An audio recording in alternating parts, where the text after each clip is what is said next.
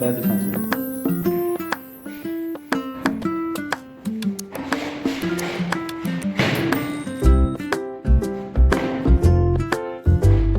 यहाँ पे लगाइए,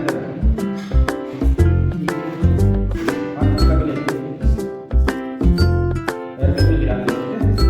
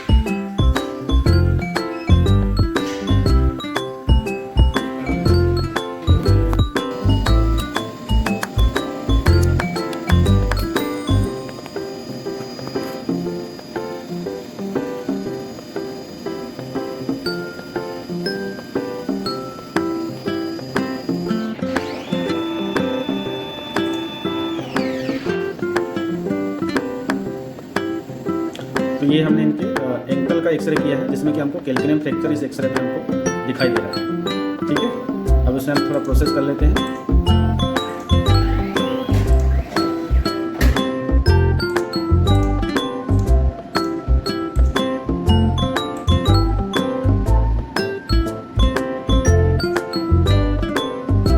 ये हो गया। इसके बाद इसका प्रिंट निकाल दिया जाएगा।